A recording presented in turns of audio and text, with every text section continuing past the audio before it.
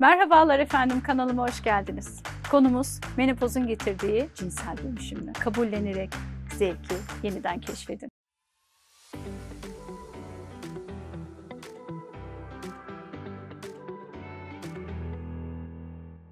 Bugün sizlerle birlikte çok derin, çok samimi bir yolculuğa çıkacağız. Bizi bekleyen süreç menopoz. Kulağa soğuk geliyor değil mi? Gerçekten öyle mi? Aslında vücuda ateşler basan bir süreç. Bedenin değil, bakış açımızın da değişmesiyle ilgili yaşadığımız bir süreç. İşte bu videoda menopozun sadece bir son değil, yeni bir başlangıç olabileceğini konuşacağız. Cinselliğin nasıl değiştiğini ve bu değişimi nasıl kabullenebileceğimizi ve zevki yeniden nasıl keşfedebileceğimizi hep birlikte bilimsel verilerle hem de gerçek hasta öyküleriyle sizlerle paylaşacağım. Menopozda bedenimiz dönüyor. Bilimsel olarak bu dönüşüm ortalama 45-55 yaş arasında meydana geliyor. Östrojen üretimi azalmaya başlıyor. Progesteron üretimi azalmaya başlıyor. Vajinal kuruluk başlıyor, cinsel istekte düşme başlıyor, sıcak basmaları, gerginlik, uyku sorunları, beyin sesi gibi birçok belirtiyi kadın yaşayabiliyor. İstatistikler ne diyor? North American Menopause Society'ye göre menopoz sonrası kadınların %60'ı cinsel isteksizlik bildiriyor. Ancak bu isteksizliğin %80'i duygusal ve psikolojik nedenlere bağlı. Yani o kadar da vajinal kuruluğa bağlı değil sevgili kadınlar, o kadar da kaçmayalım. Samimi olarak şunu söyleyebilirim ki bu dönemde yaşanan bu değişim bizim fiziksel boyutumuzda değil, duygusal boyutta yaşadığımız bir sıkıntı. Kadın aynı zamanda şunu da düşünüyor. Ben hala arzulanabilir miyim? Bedenim hala güzel mi? Artık güzel değil mi gibi bir içsel hesaplaşma sürecine de giriyor. Hastalarımdan biri hocam kendimi yabancı biri gibi hissediyorum. Kendimi yabancı hissediyorum. Eşim bana dokunduğunda bile kaçmak istiyorum diyor. 63 yaşındaki bu hanımefendi bana ilk geldiğinde tam da böyle hissettiğini söyledi. Birlikte bu süreci anlamaya, bedeni yeniden fark etmesi noktasında, güvenmesi noktasında, öğrenmesi noktasında destek olduk. Çünkü bu kadının daha önceki süreçte de cinselliğe bakış açısı negatifti. Orgazm deneyimi yoktu. Ve bu kadın aylar sonra bana şunu dedi ki, hocam biliyor musunuz artık eşimle yan yana oturmak, el ele dolaşmak, bu bana orgazm olamasam da çok büyük bir huzur ve keyif veriyor. Kısacası cinsellik dönüşüyor. Bitmiyor. Bilimsel gerçekler diyor ki cinsellik sadece gençliğe ait bir örüntü değil. Yani gençlikte yaşanan bir süreç değil. Dünya Sağlık Örgütü cinselliği yaşam boyu süren fiziksel, duygusal, entelektüel ve sosyal bir deneyim olarak tanımlıyor. Harvard'da yapılan bir araştırma menopoz sonrası düzenli cinsel yaşamı olan kadınların olmayanlara göre %40 daha az depresyon belirtisi gösterdiğini buldu. Yani cinsel yaşam sizi aynı zamanda depresyondan koruyor.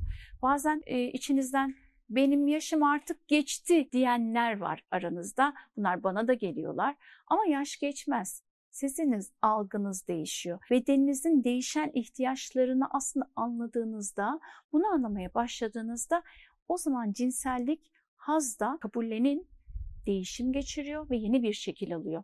Eskiden bir kıvılcım yetiyordu belki cinsellik için. Şimdi biraz daha fazla tensel temas, belki de duygusal bağların güçlenmesi gerekebiliyor.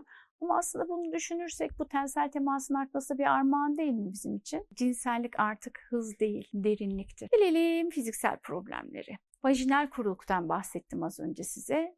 Vajinal kuruluğun çözüm yollarından bahsedecek olursak, menopoz sonrası östrojen azalır ya, işte azalınca o vajina mukozası incelir, tahriş olur, kurur, ıslaklığını kaybeder. Bu durum ilişkide acıya neden olur. Ama bilin ki bu da çözümsüz değil. Bunun için elimizde çok güzel ilaçlar, yeni teknolojik ürünler var. En başta vajinal östrojenli krem kullanabiliriz. Vajinal östrojen kremlerin yani E3'ün, estriyolün kan dolaşımına geçici etkisi neredeyse hiç yoktur. Geçse bile meme kanserinden koruyucudur. O nedenle de rahatlıkla hekiminizden isteyin. Eczanelerde satılıyor, devlet karşılıyor. Menopoza girdiyseniz mutlaka vajinal östrojenli kremi kullanın. Önce günlük, daha sonra ihtiyaca binaen haftada 1, haftada 2 ya da haftada 3 şeklinde. Ve menopoza giren her kadının başucunda, komodinde mutlaka olması gereken bir şey daha var. O da lubrikantlar, kayganlaştırıcılar. Bunu da su bazlı olanları mutlaka tercih edin. Buna rağmen kurulukla hala baş edemediniz mi? O zaman elimizde çok güzel tedaviler var. Rejeneratif yani yenileyici, gençleştirici tedaviler bunlar. Lazer, radyofrekans, PRP, egzozom, kök hücre, mezoterapi gibi çok güzel tedavilerle kadınları gençlik haline hekimler artık dönüştürebiliyorlar. Şimdi bir çalışmadan bahsetmek istiyorum. 2020 yılında yapıldı bu çalışma. Journal of Menopausal Medicine dergisinde yayınlandı bu çalışma. Vajinal lazer uygulaması sonrası kadınların %78-80'i ilişkide ağrısının azaldığını, geçtiğini ve %64'ü de orgazm kalitesinin arttığını belirtmiş. Kısacası bu teknolojilerden mutlaka yararlanın. Hastalarımdan bile hocam her defasında canım acıyor diye kaçtım.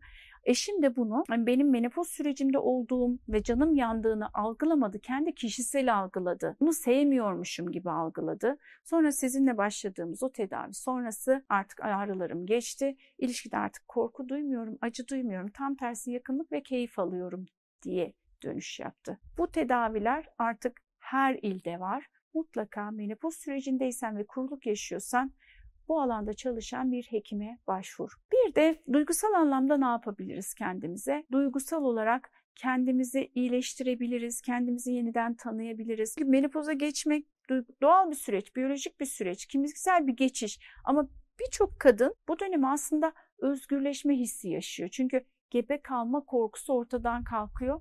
Ama toplumsal olarak negatif inançlar içerisinde olan birçok kadın da bu dönemi yaz süreci olarak görebiliyor. Psikolojik olarak neler yapabilirsiniz kendinize? Aynaya çıplak bakın. Kendi bedeninizi yeniden tanımaya çalışın. Bedeninizdeki değişimleri not alın. Partnerinize açık bir şekilde hoşlandığınız, hoşlanmadığınız şeyleri söyleyin. Buna rağmen hala zorlanıyorsanız o zaman cinsel terapiste ya da destek gruplarına eşinizle beraber katılabilirsiniz. Yakın zamanda 55 yaşında bir danışanım, bir hastam bana şunu söyledi. Kadınlığımı kaybediyorum zannettim. Ama aslında kendimle ilk kez tanışıyormuşum. Yani bu kadın aslında kendini tanıma yolculuğuna menopozla beraber başlamış. Kendine zaman ayırmaya, neden hoşlandığını bulmaya, ne istediğini ve hayattan ne beklediğini sorgulamaya başladı. Cinsellik artık bir görev değil. Onun için bir hediye haline geldi. Bu da sizin elinizde. Ve sevgili kadınlar, menopozdan önceki süreçte de cinselliği bir görev olarak yaşamayın. Menopozdan sonraki süreçte de bir görev olarak yaşamayın. Bu farkındalık içerisinde olduğunuz zaman menopoz sonrası cinsel yaşamınızda o noktada daha keyifli hale gelir. Bir videonun daha sonuna geldik. Bu konuyla ilgili merak ettiklerinizi aşağı yorum olarak yazmayı, kanalıma abone olmayı, bildirimlerden haberdar olmak için zil ikonuna tıklamayı unutmayın efendim. Sağlıkla kalın.